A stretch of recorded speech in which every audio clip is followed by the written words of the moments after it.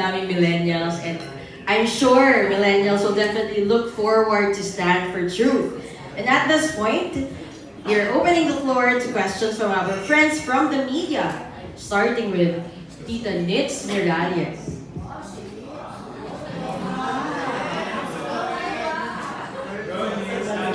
I miss Nessa. Question.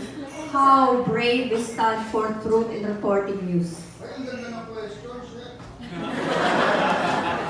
How brave? Just expect, ma'am, that this will be different from the other GMA newscasts. Talagang news to with a point of view. Iba siya, but you have to watch it and then give your own opinion once you see it. It will be different.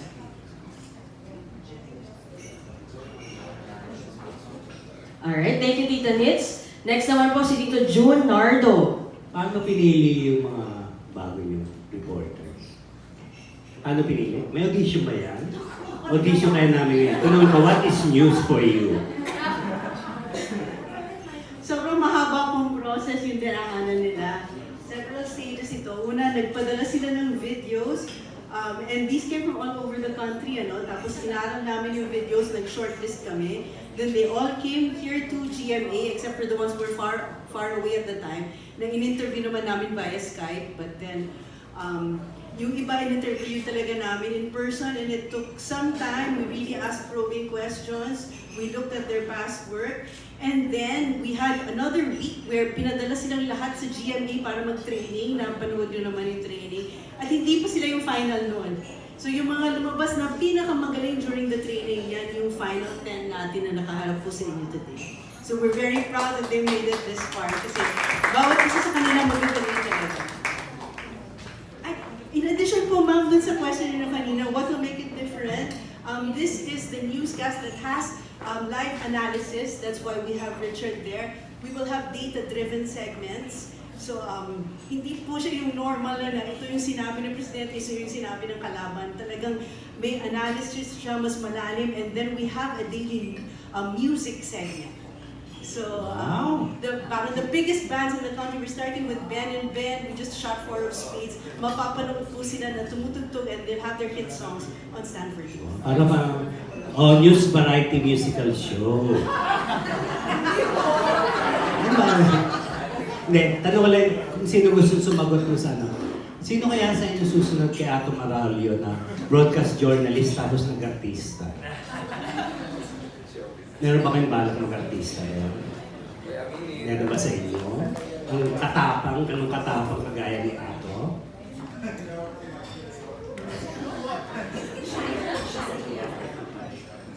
Ayan, dali mo ka ng mga artista. Well, I'm exploring the options. At least may option siya, ha? That's my answer. Okay. Ikaw, ma'am? Siguro po yung masasabi namin is, we are storytellers just like yung artista, ganun. Pero I guess yung stories na interested kami sabihin or kwento is the stories of other people, our age, tsaka yung mga relevant issues sa kanila. So, masaya na kami na medyo nasa may platform kami, pero yung platform gusto namin gamitin to raise awareness dun sa mga relevant issues for millennials. Okay. Meron pa ba? Tanong ko na si Atom. Atom, so, kaya mo pa ba? Kaya mo pa itong stand for truth? Kaya ba? Kaya. Sa dami na ginagawa mo, di ba? Yes. Hindi, kayong si Joyce kasi bagong area sa ito, Joyce, di ba? Although culture and music natin. Anong advice nyo sa kanila, especially atin na kilala ng broadcast journalist? Anong biggest advice nyo sa kanila para makayanan na sikmura ng especially sa politika? Dami ikaw nasangkot ka sa controversy, di ba? Meron hindi mo alam yung Mar. Okay, yes, Atom. Ano pwede mo sabihin sa kanila, being siguro mo senior sa kanila, kung para kay Richard at kay Joyce?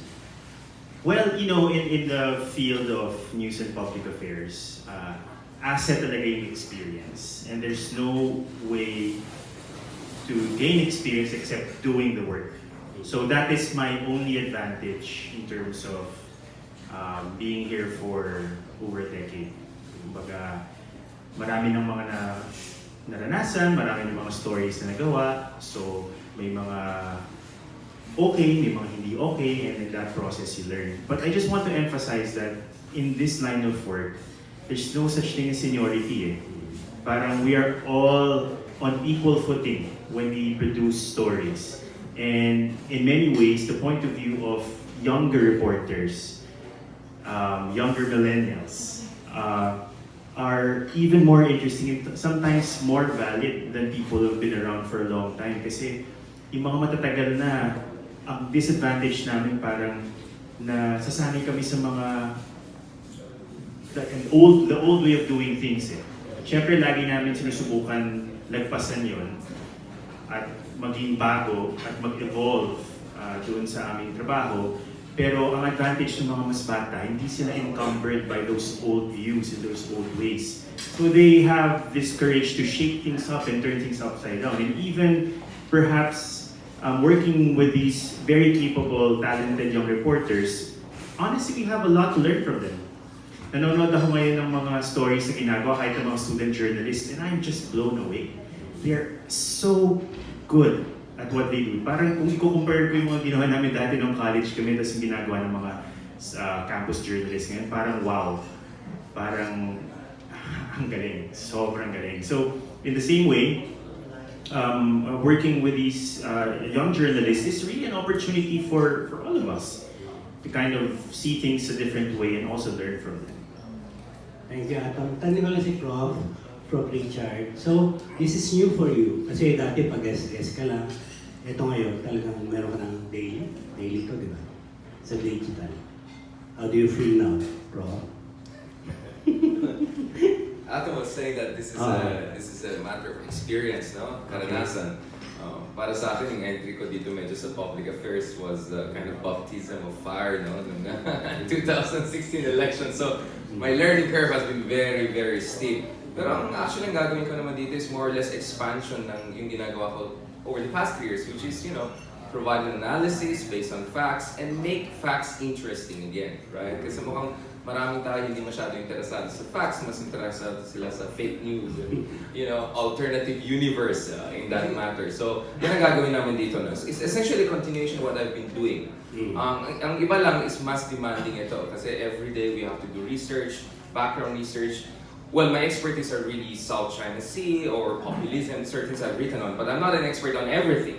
But you're gonna see us even talking about things like flat Earth, right?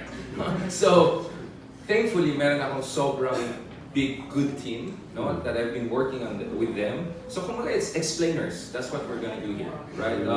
And siguro rin, medyo nasanay na rin ako sa online trolling and all of that. So, medyo kumakapal na mukha ko, right? So, I think...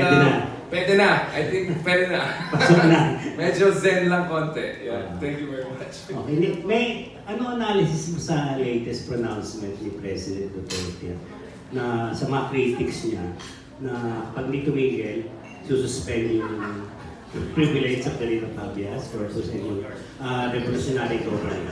Kaya sample ka naman para sa ating media press, di ba? Nang yung analysis on that. Right. Maybe watch our show. Nagsasabi niya lang yun sa Sige po. Well, I mean, first of all, when it comes to President Duterte, sometimes I take him with a grain of salt. I don't believe that everything he says, he's gonna exactly do it. But definitely, my understanding of the president, I've written a book on him, and there are more books to come on him, is that he tests the water a lot. He's constantly testing the water. And he's looking at our reactions, right? And he also is very good in clickbaiting himself, right? So, pansin ko kay Duterte, like, every time na feel niya medyo naboboard yung audience, doon siya nagsasabi na kung ano ba, right? So, minsan meron din siyang element ng ganyan, no? So, sabi ko pagdating sa Duterte, kay President Duterte, parang he's like yin and yang and yung, right? Like he has 3 different dimensions to him, right? There's the entertainer side to him, right? He wants to excite people. There's a Machiavellian calculating side to him. And then a part of him is just quantum mechanics. Anything comes out, anywhere, randomly, right? So you have to figure out which is which here. But the reality here is that, so far, the way things are going dito sa ating politika is, President Duterte is going to end up even more powerful after these elections if the current surveys stand. he's gonna have a super majority most likely in both houses of the Congress. So we're here for a long ride in terms of complete transformation of our political system, right? So maybe he's now testing the waters, but at some point he can cruise through the water exactly how he wants it, right? So I'll keep it there before I impress you guys more. I thought this is just gonna be fun, but Masako lang naman para malaman ng entertainment press yung galing mo, di ba? stand for truth. Okay, thank you, sir. Si Joyce naman, baka masira love life mo rito, ha, Joyce, ha? Ha? Baka masira. Bakit ha? naman masisira, Tito Jun? Grabe ka naman. So how do you feel being with the two? Sorry po? Being with the two? Kahit iba yung ano mo, yung segment mo at least, di ba? A level yung dalawa. I feel very blessed and I'm really grateful to be a part of Stand for Truth. If anything, I have a lot of fun working with these two, but more than that, I really learned so much from them. As you can see, they're very passionate about the work that they do, the line of research that they have, and the way that they serve the Filipino people. And me, personally, starting not from where they are now, which is news and public affairs, I come from a different perspective, I come from a different walk of life, I come from a whole different world. And for me to be stepping into new waters is just such a blessing for me, especially because I'm 25, I'm turning 26 this year. And as Richard said earlier, we want to be able to take out the common connotation that people our age don't care or don't want to learn more about what's happening with the Philippines or what's happening with the world. We do. It's just that there's not enough material on the internet, I think, especially on YouTube. That's why, we always say that everyone is on the internet, everyone is watching videos on YouTube, everyone's on Facebook, but do you notice that there are more people who are inclined towards more lifestyle and features, although that's not bad, there aren't enough in news and public affairs, I think. There aren't enough videos for us to learn from. So, if anything yun, sobrang grateful ko to be a part of a pioneering show, to be a part of a show that wants to cater to a brand new audience, we'd like to think, and to also continuously innovate the way that we stand and the way that we seek for truth. Ang galing-galing pala ni Joyce Ching. Kay Joyce Ching. Salamat, Tito Jun. Magaling din si Joyce Ching, kaibigan ko yun. Panoorin niyo po yung vlog namin. Joyce, Panalay kasi niyo. sila more news ko, iba yung ano. I-analyze nyo rin ba yung mga usong sex video ngayon, Joyce? Wala po nun, Tito Jun. Wala po. So we're gonna focus on music, lifestyle, technology, culture, everything that concerns millennials and everything that we should be talking about. That's all. Thank you. Thank you very much, Tito Jun. Salamat po. Thanks, Tito June. Next po is Gorgie Rula.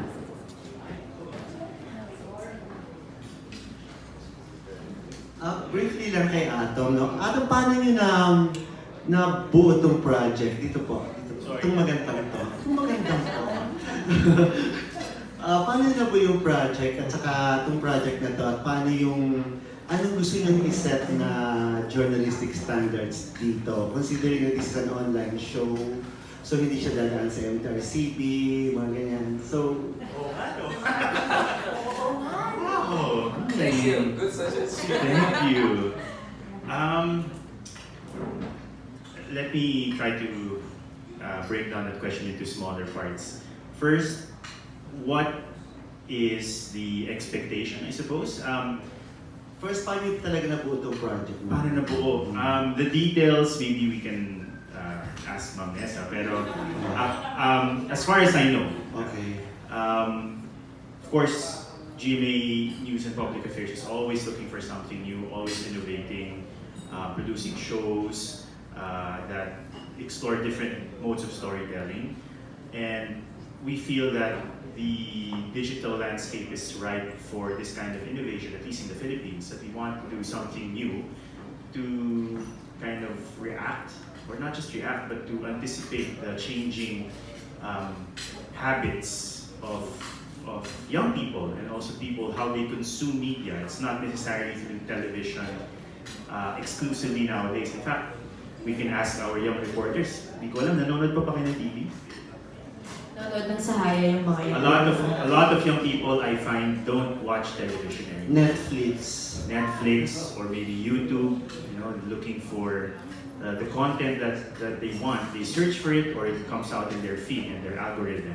So we want to be in that space. We want to be where people are. essentially, in the small screens of their cell phones, while they're commuting, taking a break, going to the CR bago, bago mag-shower, dala mo yung cellphone mo, doon mo napapanood yung mga kailangan mo malaman. And we want to be able to also compete in that space kasi there's so much information out there, from cat videos to breaking news happening around the world. They're all on equal footing kasi they're all trying to compete with our limited attention span. And we feel that we can do something. We can at least provide this option for Filipinos. Whether or not they will like it, then we also learn from that and say, okay, so maybe we can tell the story in a different way. So I think yun yung parang overarching idea bakit namin ginagawa itong Stand for Truth. Now, we say that this, hopefully, we try to present ourselves as the future of online digital newscasts.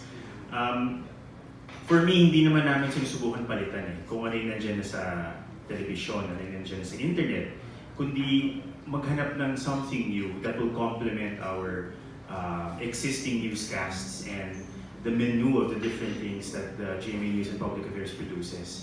Kaya nga sabi namin, okay, news, no? Gusto namin maging news, pero isa ba siyang newscast? To be honest with you guys, this is a continuing debate, even to this day. Ano ba yung gusto nating mag-focus on? What do we want to be known for? So obviously, we want to be, the standard bearers, I suppose, of getting truth and providing information with analysis so that we can exercise our critical thinking. But at the same time, ano yung pwede namin idagdag na hindi pa na-provide or hindi pa na-explore ng ibang mga platforms? And I think that's going to be a journey that the team will discover in the process of making Stand for Truth, and also a journey with the audience. And I think that's the most powerful thing kasi unlike TV, ang online audience, instantaneous ang kanilang reaction. Parang pangit, oily mukha ni Atom, whatever. This is wrong, you have your facts wrong. It's not 10, it's 100. Alam mo yun, parang that's both a good and a bad thing kasi sometimes it becomes bad when people just troll each other, but also it's a good thing kasi it keeps us on our toes na parang we have to be sure about what we're talking about. So parang yung power niya, we want to harness that to produce something new for the audience. I think I've been talking too long. that's my take on. Yeah. Briefly, bago may iba pang question sana sa ating mga new breed of Yes. reporters. Pero tuloy na muna natin sa iyo, Atom. Pwede mo ma-share lang sa amin, I understand you're leaving for, sabi mo kanina sa Vegas, you're leaving for Las Vegas. May tatanggapin ka raw na award. Ano to? Hindi raw pwedeng banggitin kasi okay. top secret Pero yun na, may award siya. Major award. Yun na nga. So, But Tuesday, we can tell. okay. Sige. Okay. Thanks for asking. Alam ko na lang sa manager mo. Yeah, mas maluwag ang ang dami. Yes, useless. Sa ating mga new breed of reporters, since na-mention kanina ni Joyce na lifestyle, pati ba entertainment, i-cover niyo rin. Ano yung gusto niyong i-cover this time? Pag-start ng Stand for Truth. Interesado rin, well, let's face it, I'm sure agree rin siguro iba sa inyo na interesado pa rin sila talaga sa chismis.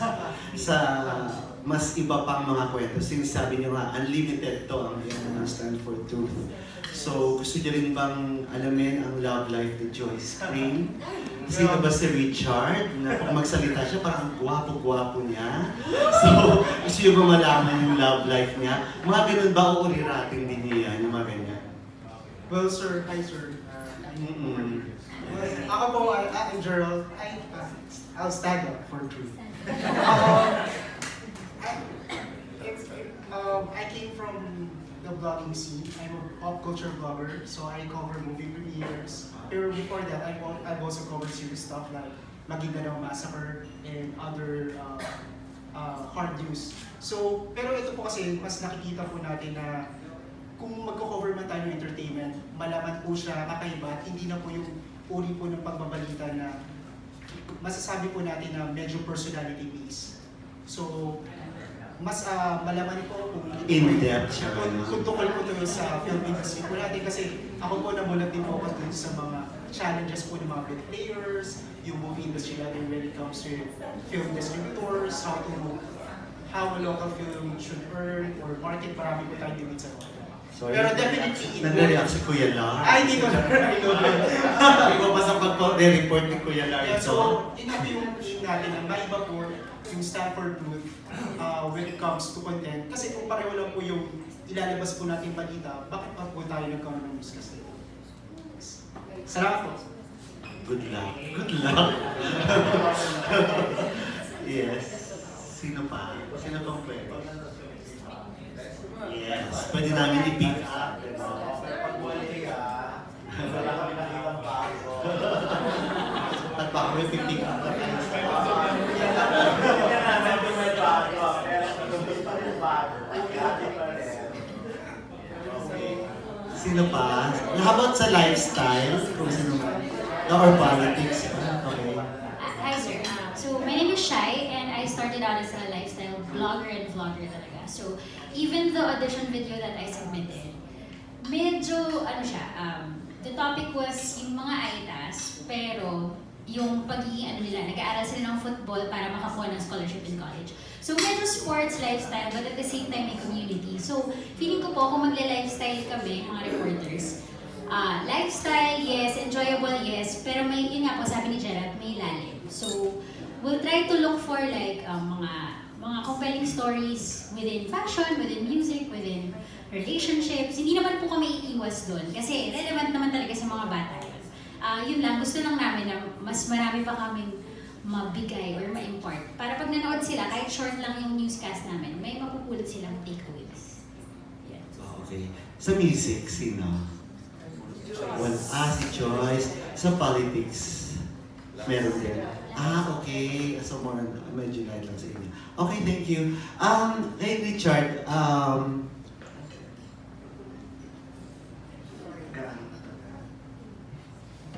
15 minutes lang ha. So, paano tumasiksik sa isang 15-minute news program? Ipag ganun ka lalim yung mga gusto niyo lalabas. Oo. Kayo po, kayo. Hi, good afternoon. My name is Ardo Miravalles. Ah. And so I've been in the media and entertainment industry for, I guess, the past 10 years. Okay. I've been writing. I've also worked in corporate side. With regard to your question of like, how is it going to look like? I know it's 15 minutes. The segments are going to be faster paced in terms of the way that we report it.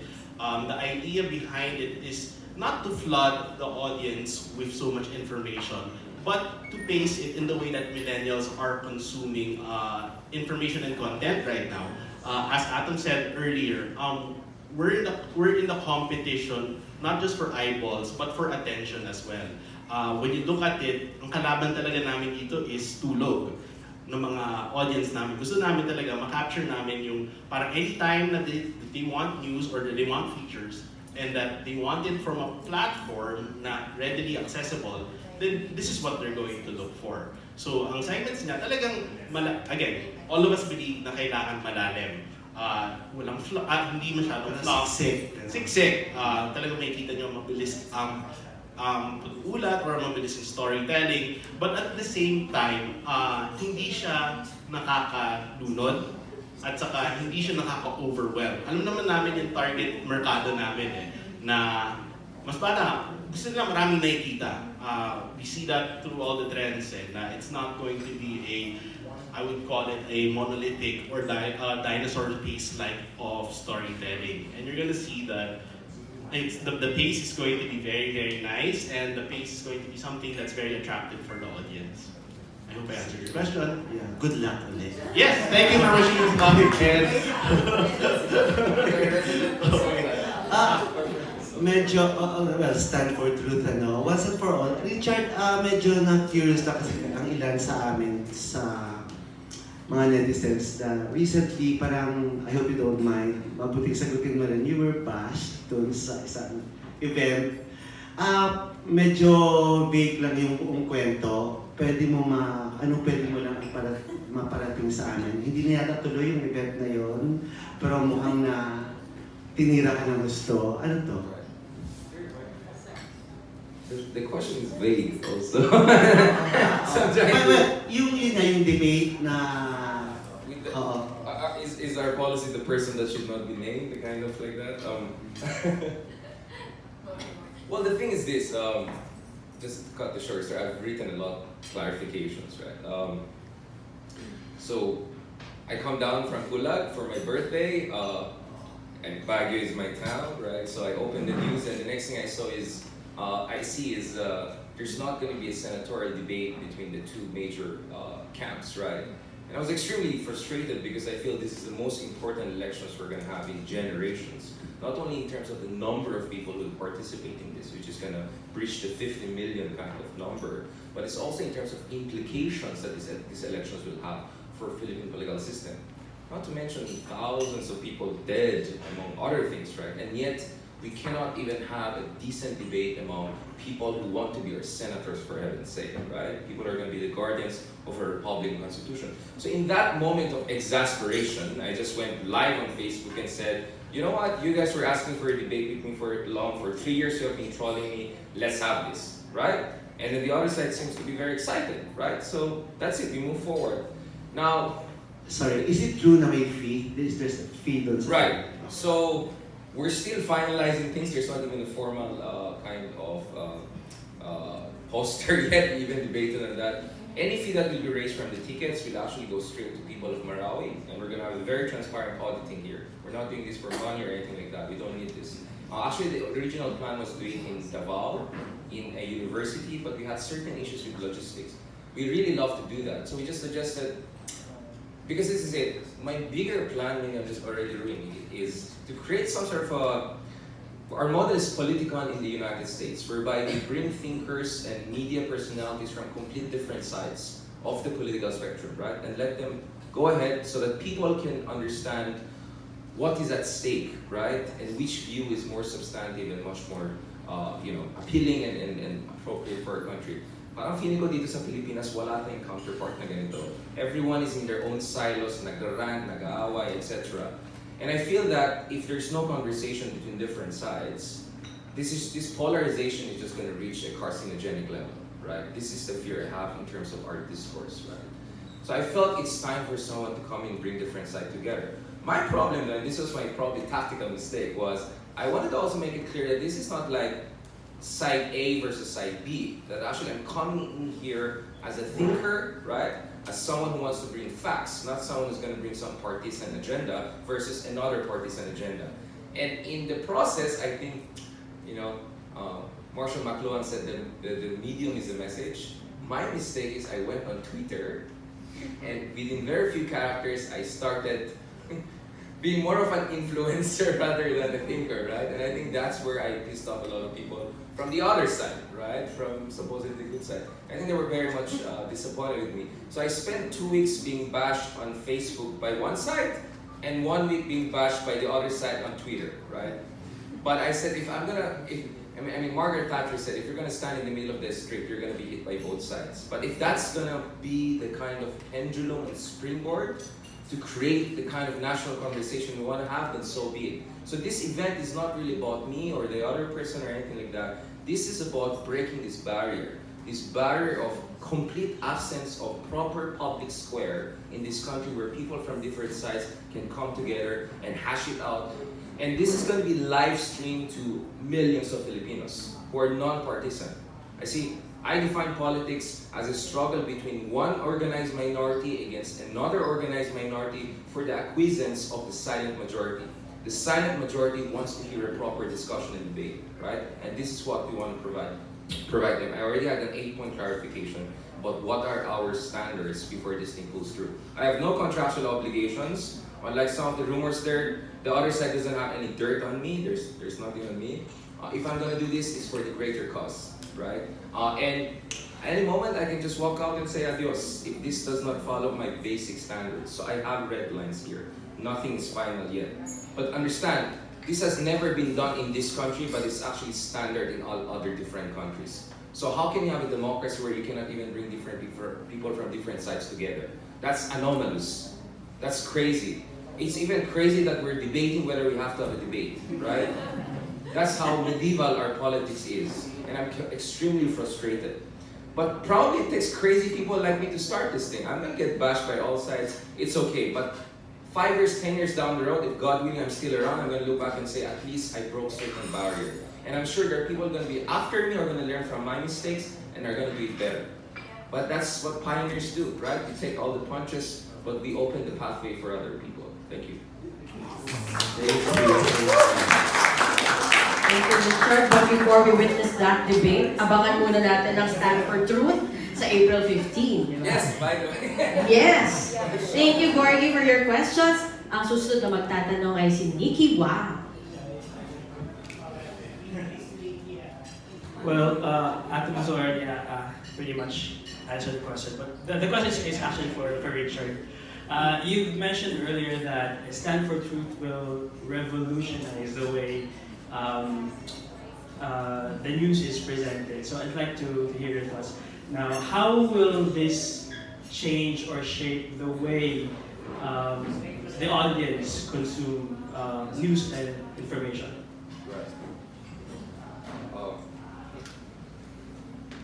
Okay, I mean it revolution in a non-violent way. Well, the thing is this. For a long time, okay, this is it.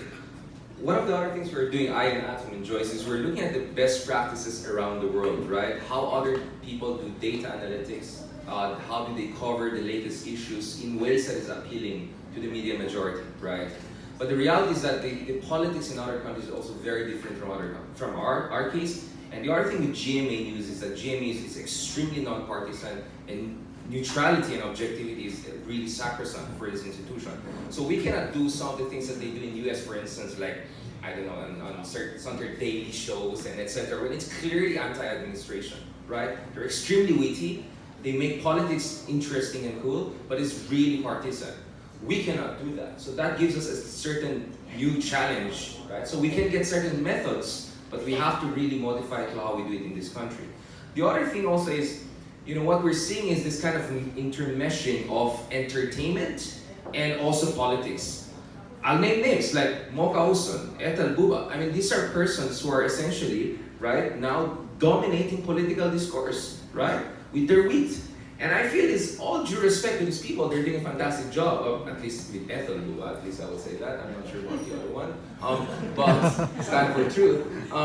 But the point is, if we don't take the initiative, you know, it's going to be like a Wild Wild West out there, right? And in Wild Wild West, it's really kind of a megaphone discourse. What we're trying to do here is to bring, you know, highest standards of journalism, combine that with the latest trends in social media, and also modify it in the context of Philippines, where politics is very polarized, and also be consistent with GMA Network's extreme and sacrosanct commitment to neutrality and objectivity.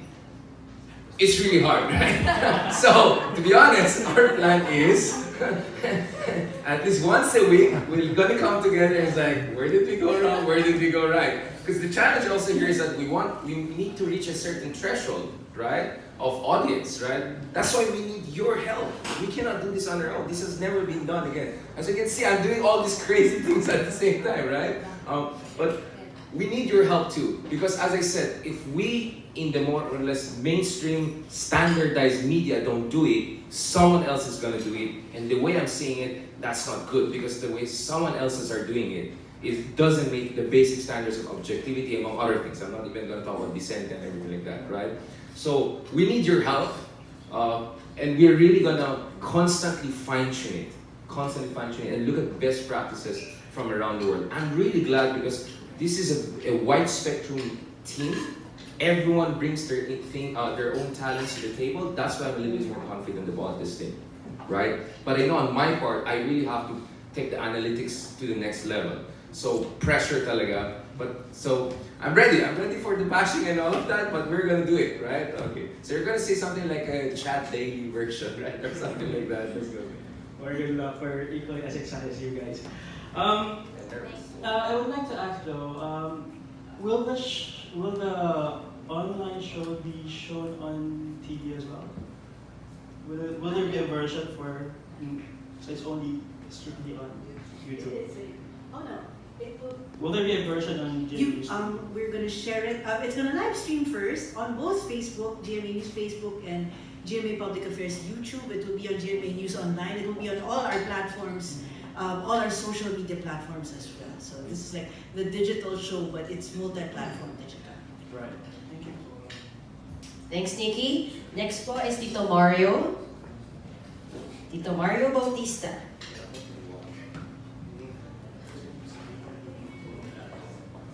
First of all, congratulations to all of you. This is a pioneering show and I hope it would click.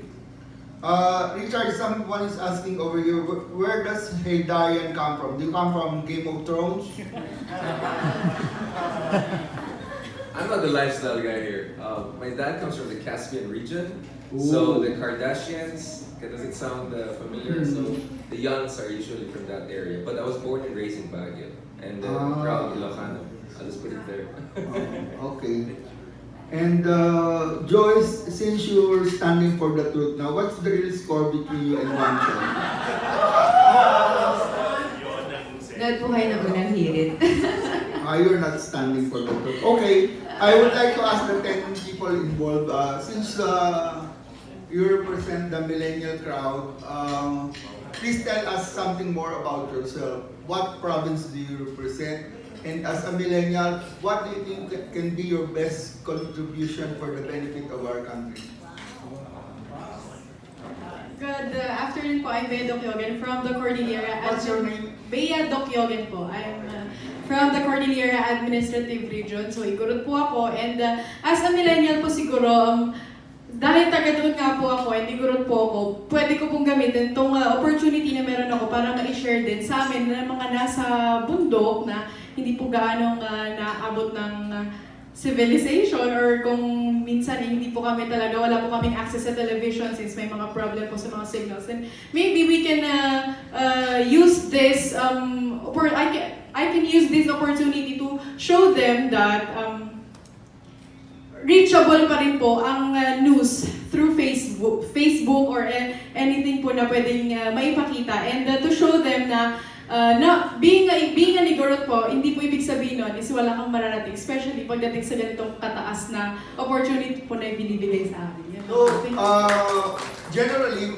malakas naman ang signal in the bigger towns like Bontoc. Yes po, Bontoc. But the ones which are in the remote areas like Mayoyao and those in Kiangan and the other parts of Mountain Province, paano? How can Yes you po, sir. Bali po yun po yung gagawin ko po as an Igorot po to ipakita po sa mga officials na mga responsible sa kanila that we should do something to make them na ma-reach yung mga ganitong klaseng information sa kanila na hindi naabot po ng civilization. Thank you, Bea. Next, please. Hi, my name's Laris. I'm from Manila. So Laris? Laris, yes. As a millennial who loves storytelling, I think what I can contribute is to like help people learn and better understand the world around us through the stories that we make. And next, please. Hi, I'm Shaila Garde. Yung province ko pa is... Paki-pronounce ng malinaw yung mga pangalan. Shaila Garde, yes. My provinces are Pampanga and Iloilo, Bacolod. So medyo all around. And then I grew up in Manila. Yung tingin ko po na makakontribute namin as millennials, specifically for myself, since yung age group namin yung target market namin, yung stories that we will present and research on would be sure kami na nag-a-apply po siya sa amin and relevant siya sa amin. Sabi nga po ni Joyce kanina, this is our opportunity to show that we care about matters, hindi lang yung mga memes, mga cat videos, or yung mga scandals. Parang we also want our voices heard for issues like sa feminism, motherhood, working, and all of those things na relevant. More serious issues. Yes. Next. Obviously, you're from down south. Yes po, Assalamualaikum. Good afternoon po sa inyo lahat. Ako po si Miss Manas Sugadol ng Bangsamoro Region.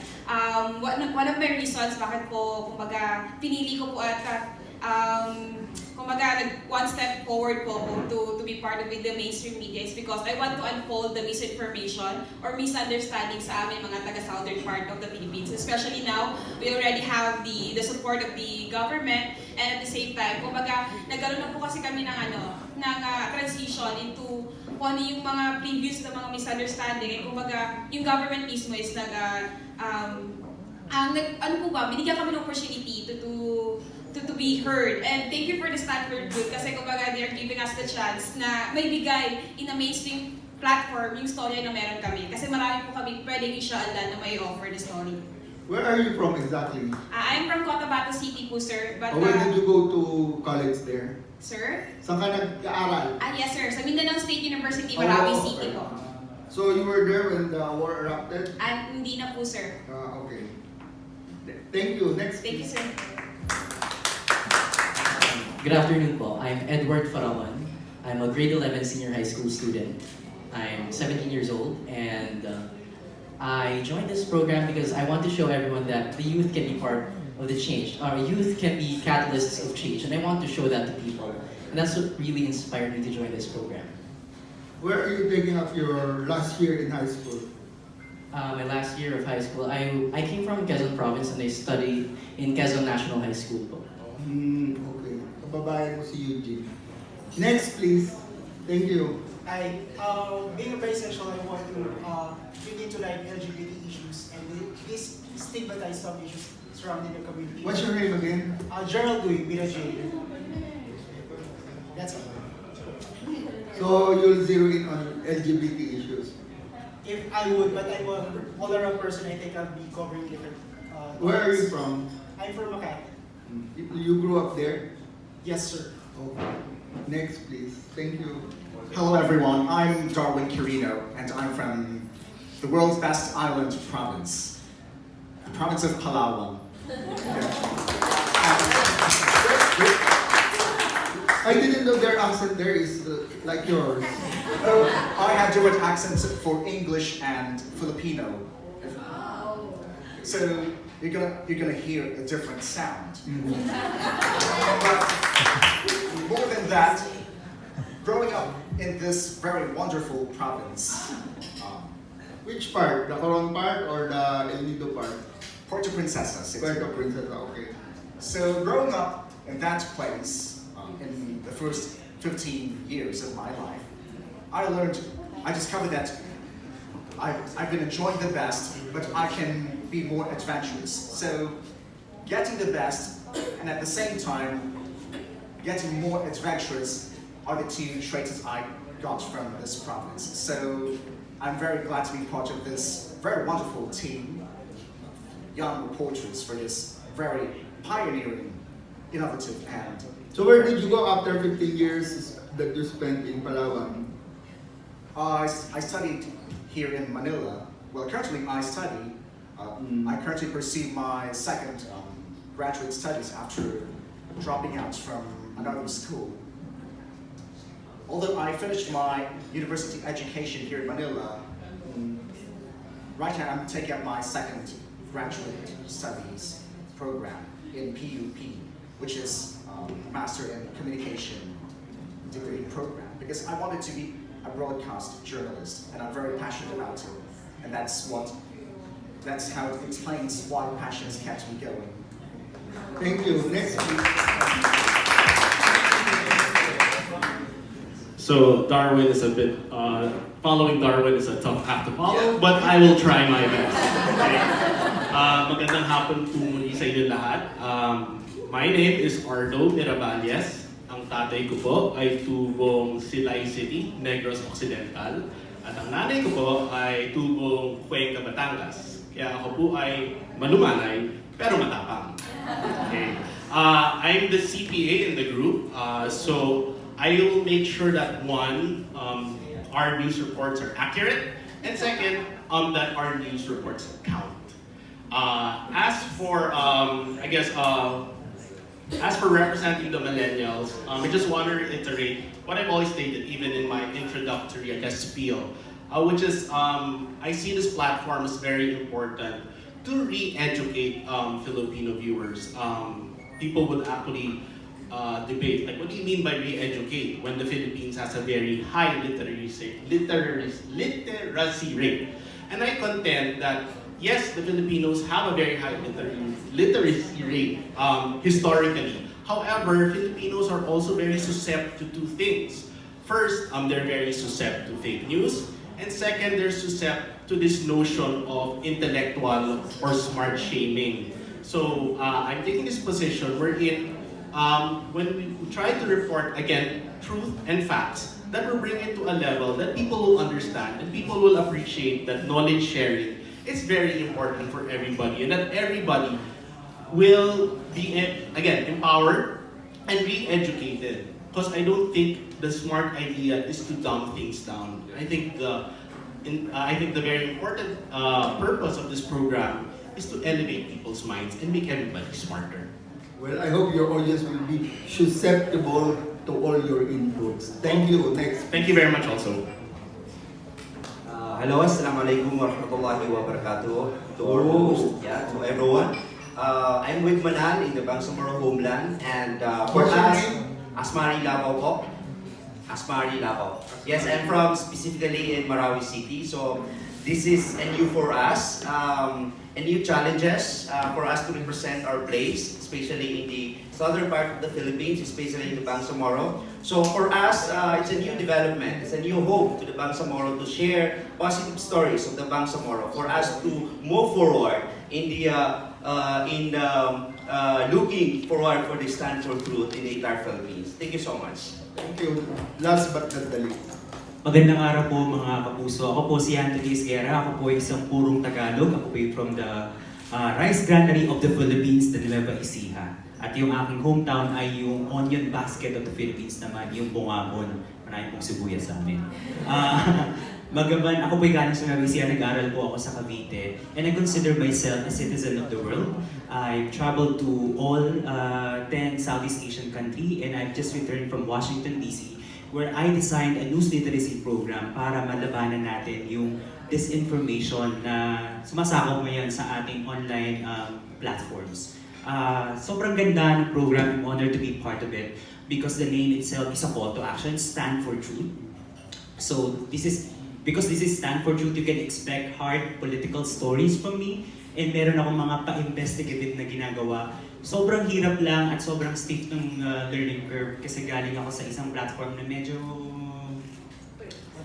walang visuals. Ayan, parang ako na lang, anong visuals mo? At ngayon, kung dati ay nakakapagsulat ako ng balita kahit naka-boxer shorts, ngayon kailangan ko nang mag-makeup, kailangan ko nang kailangan maging presentable. So, sana po abangan niyo po yung aming show at abangan niyo po yung aming mga stories. Maraming salamat po. Thank you to all of you. I wish you well. I wish you great success for the show. My last question is a very serious one. I hope you will answer with all honesty. Have you seen Citizen Jake and what do you think of Atom's performance?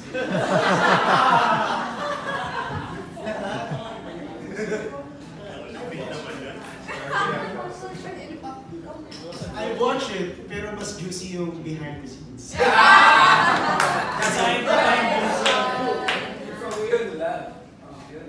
Yes. Prior to Stand for Truth, I was with an independent film production company, and of course, Citizen Jake was of course under our radar. And of course, I have all but good praise for it, not just for the merits of the story, but also for the pre-prod and the post-production side. And of course, you're asking about, I guess this is Atom's debut acting, and I would give it 5 stars.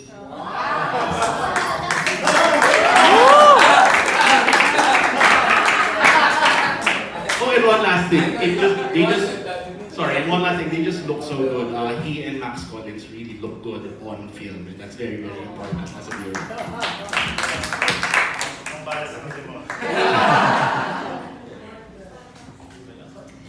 Alright, thank you so much, Tito Mario. Napakaganda ng mga tanong niya, di ba?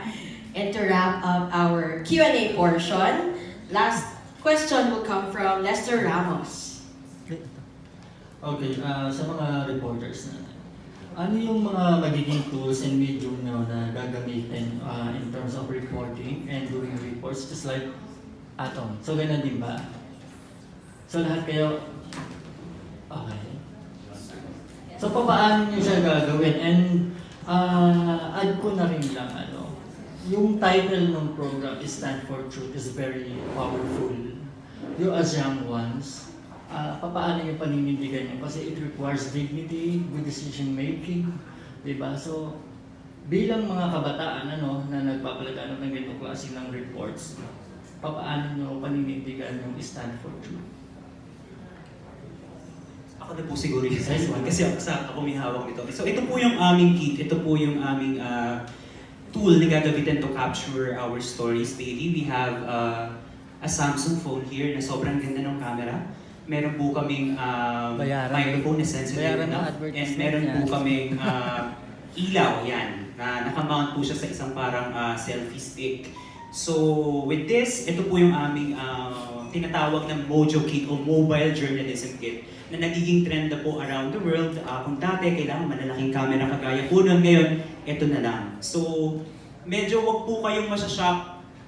Siguro maganda kung masashock din kayo kasi hindi po parang TV yung format namin. Iba po siya. Kung hindi po ito yung kagaya ng TV na stiff na reporting, na may cameraman kasama, kami po ang magbabalita gamit lang po itong kit na ito. Kami rin po ang kukuha ng shots. Kami po ang magsusulat ng script word, everything at once. But we're really confident that we can tell good stories because we've been trained by the leader in the industry. So nakita niyo po dun sa video, super privileged po kami to be trained by the best and the award-winning journalist, broadcast journalist of GMA7. Sa katunayan po, kahit hindi pa po kami yung final lineup ng reporters, they've been generous to us to share their expertise na rin po.